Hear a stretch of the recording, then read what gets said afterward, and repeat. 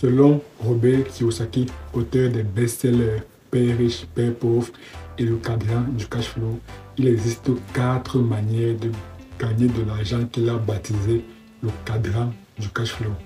Dans cette vidéo, je vais donc te partager les 4 manières de gagner de l'argent expliquées par Robert Kiyosaki.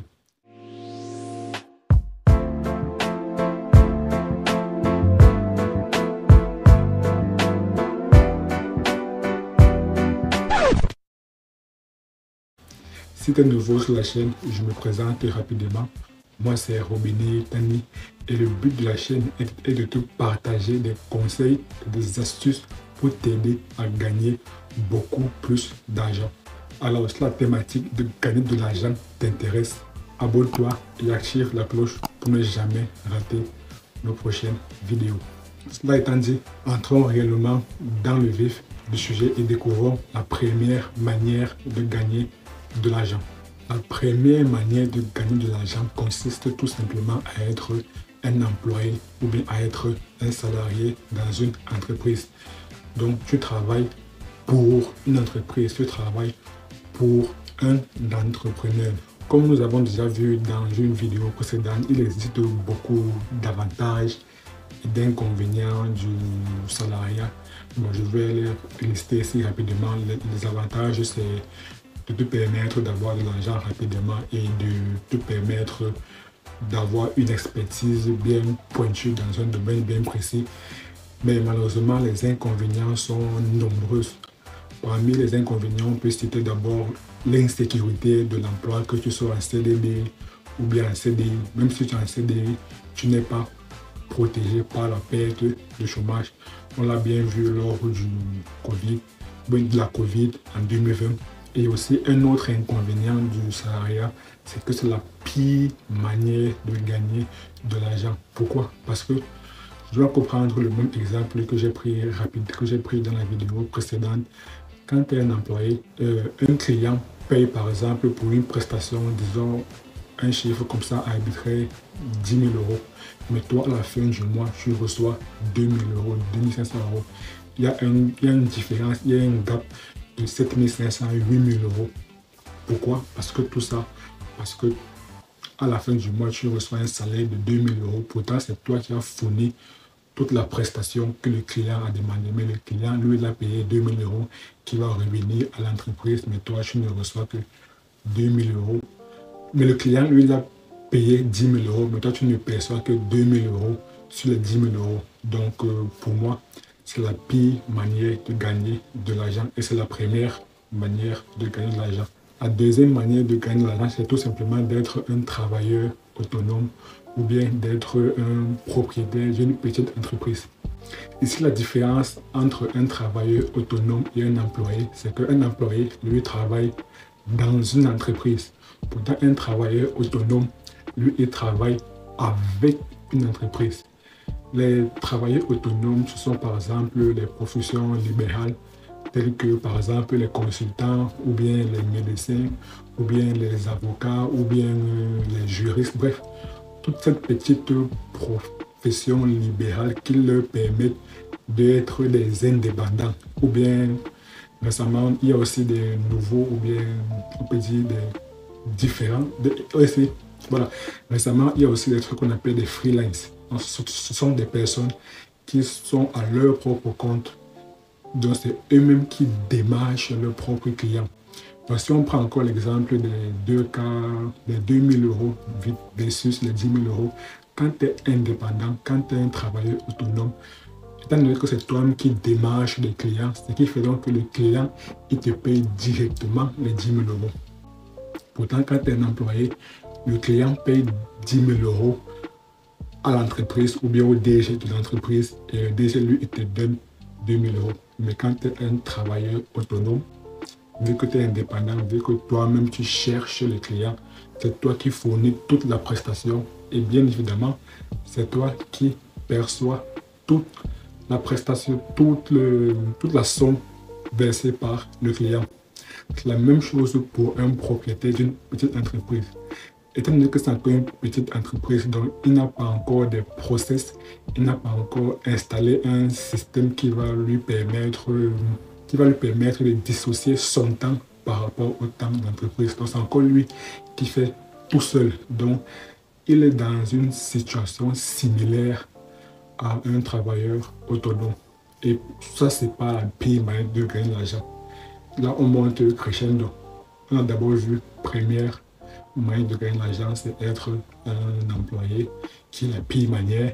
Ensuite, on peut dire la moins pire manière, qui est, on peut dire, une meilleure façon de gagner de l'argent, c'est d'être un travailleur autonome ou bien d'être un propriétaire d'une petite entreprise. La troisième manière de gagner de l'argent, c'est d'être un propriétaire ou bien un propriétaire d'une grande entreprise. Ici, donc maintenant, étant donné que tu as une grande entreprise, donc là, tu as déjà un système qui te permet de dissocier ton temps à celui du temps de l'entreprise. Donc, l'entrepreneur n'a pas besoin d'être là pour que l'entreprise continue de fonctionner normalement.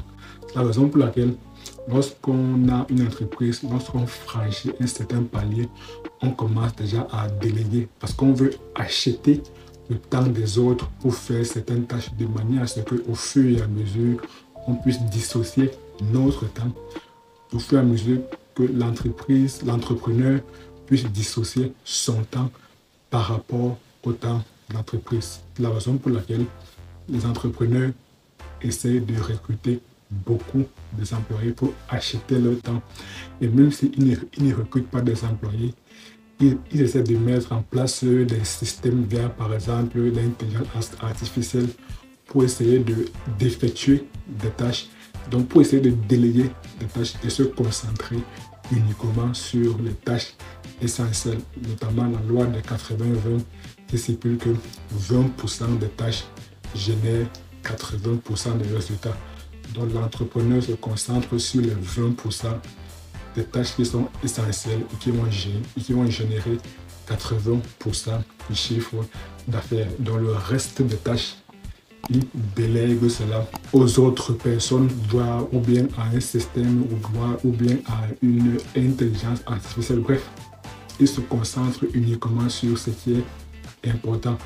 Et là, donc maintenant, on dit que l'entreprise est en train d'être automatisée ou bien est en train d'être scalée, ce qu'on appelle dans le jargon la scalabilité ou bien l'automatisation.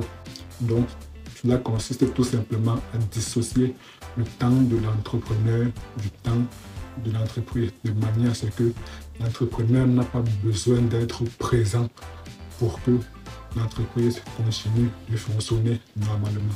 La quatrième et dernière manière de gagner de l'argent, c'est d'être un investisseur.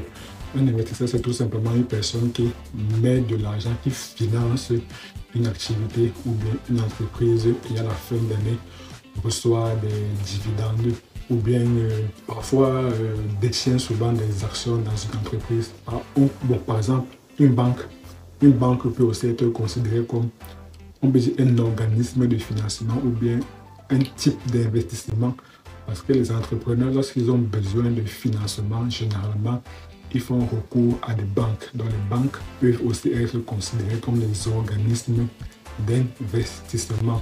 Et je tiens ici à préciser qu'un bon investisseur est d'abord un grand entrepreneur. Parce qu'avant d'être un investisseur, il faudrait comprendre tous les rouages, tous les mécanismes, tout le contexte entrepreneurial afin d'être un très bon investisseur. Donc là, j'ai listé les 4 manières de gagner de l'argent. Ces 4 manières constituent un peu le chemin vers la liberté ou bien vers l'indépendance financière. Donc, on commence d'abord par être employé, ce que la plupart d'entre nous sommes actuellement. Ensuite, vu que être employé est la pire manière de gagner de l'argent, on migre vers travailleur autonome où on perçoit l'intégralité de la somme versée par le client. Mais comme là encore, notre temps est directement tributaire du temps du fonctionnement de l'entreprise. Donc si on n'est pas là, l'entreprise ne fonctionne pas. Là maintenant, on migre de travailleur autonome ou bien de propriétaire d'une petite entreprise à propriétaire d'une grande entreprise où on dissocie notre temps du temps de l'entreprise via des systèmes de scalabilité, des systèmes d'automatisation. Et quand on est maintenant un entrepreneur, on peut encore gravir des échelons pour être un grand entrepreneur et par la suite devenir un investisseur. Donc on quitte de l'employé, du salariat vers l'investisseur. Et toi, dis-moi dans la barre des commentaires dans quel cadran, quelle est ta source de revenus. Est-ce que tu es dans le cadran de l'employé ou bien est-ce que tu es dans le cadran du travailleur autonome ou bien du petit entrepreneur, de l'entrepreneur d'une petite entreprise ou bien est-ce que tu es dans le cadran du propriétaire d'une grande entreprise ou alors est-ce que tu es au sommet de la pyramide, est-ce que tu es un investisseur. Dis-moi cela dans la barre des commentaires et n'oublie pas de t'abonner et d'activer la cloche pour ne jamais rater nos prochaines vidéos. Merci d'avoir regardé la vidéo et à très bientôt sur la chaîne.